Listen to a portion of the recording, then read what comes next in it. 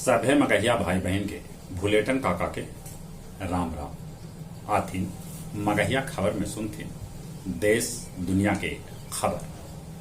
भारत चंद्रयान-3 के प्रक्षेपण 2022 में फिर से कर।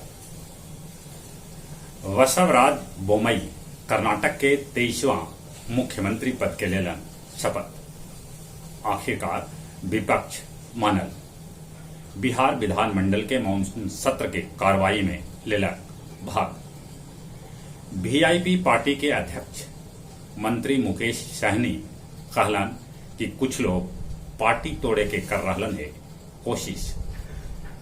अमेरिकी विदेश मंत्री ब्लिंकन भारतीय विदेश मंत्री एस जयशंकर और एनएसए अजित डोभाल से कैलन भेंट। कोई बैंक जे अब डूब गए त 90 दिन के अंदर 5 लाख के राशि खाता धारक के भेटाए। पिछलका 24 घंटा में अपन देश में कोरोना संक्रमित के संख्या 43,654 तक पहुंच गया। पिछलका 24 घंटा में कोरोना से 640 आदमी के मौत के भी खबर है। दिल्ली में लालू यादव से भेंट कैल का एनसीपी के अध्यक्ष शरद पवार उनका साथे समाजवादी पार्टी के वरिष्ठ नेता राम गोपाल यादव और कांग्रेस के अखिलेश सिंह भी हलन। जम्मू कश्मीर, हिमाचल और लद्दाख में बदरी फटे से 15 आदमी के मौत के खबर है त कितने आदमी अभी लापता था। धनबाद में जॉगिंग करई जज के ऑटो मारलक टक्कर, जज के होयल मौत। चीन में रेतीला तूफान के कहर 300 फीट उचगर दीवार तूफान चले से बन गया। तालिबान के साथ दे रहलक है चीन। अफगानिस्तान पहुंचल इले चीनी सेना। ब्राजील के उद्यान यूनेस्को के विश्व धरोहर में शामिल कैल गए।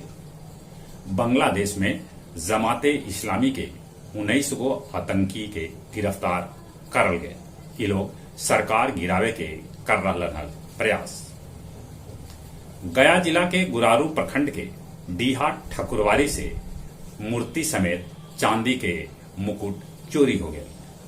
सीआरपीएफ के 83वां स्थापना दिवस 205 बरवाडी कोबरा कैंप में मनावल गए।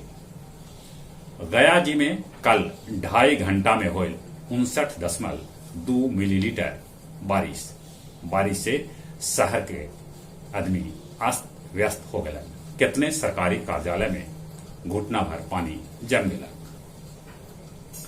गया से दिल्ली लेल विमान सेवा फिर से 1 अगस्त से शुरू हो जाए। एयर इंडिया के विमान उड़ान भर।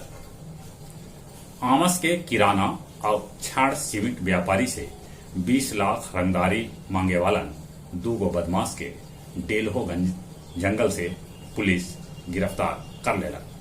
और अब कुछ खेल के समाचार। 12 स्वर्ण 4 रजत 5 कांस्य पदक लेके मेजबान जापान टोक्यो ओलंपिक में नंबर 1 बन गया। टोक्यो ओलंपिक में खिलाड़ी सभे उष्ण और गर्मी से परेशान है। टेनिस खिलाड़ी मेदवेदेव तो यहां तक कह दिलन कि वो मारे गर्मी के मर भी सका था। भारत के पीवी सिद्धू, दीपिका, पूजा रानी जगौले है पदक के उम्मीद।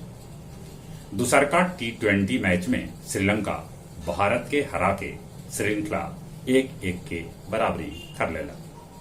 जहां तक मौसम के सवाल है, मौसम विभाग सूचना दिलका है कि बिहार के कैकन जगह पर आज भी हो सका है भारी बारिश।